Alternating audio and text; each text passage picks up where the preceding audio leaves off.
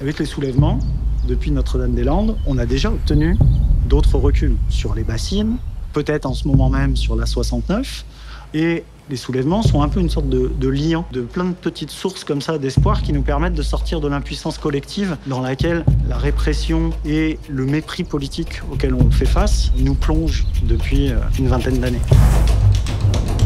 Ce pourquoi politiquement c'est intéressant, je pense, c'est que ça met en commun des existences qui sont différentes.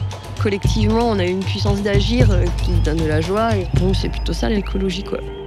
On a eu l'impression qu'on donnait un peu des armes aux arbres pour se défendre. À 11h du matin, t'as les chapiteaux qui sont déjà montés. C'est incroyable ce qui se passe. Pour nous, c'est important d'emmener les enfants parce que c'est leur avenir et que de leur montrer un peu ce qui se passe. Ils ont enlevé des collines entières. Ils ont fait des trucs que tu penses même pas que c'est possible, en fait. Et puis maintenant, on fabrique la neige, quoi. Donc, est-ce que c'est pas une limite qui s'impose à nous et qu'il faut refuser?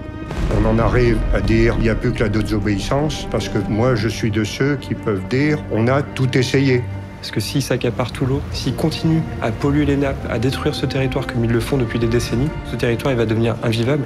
Et quand on voit le déchaînement qu'il y a eu, c'était pas normal, quoi. C'est ce qui permet à nos luttes de perdurer et donc, d'une manière ou d'une autre, à un moment de gagner aussi. Ça, dans les soulèvements, c'est quand même quelque chose qui est très présent, de chercher à jouer sur l'amour des territoires et la force que ça donne pour les défendre.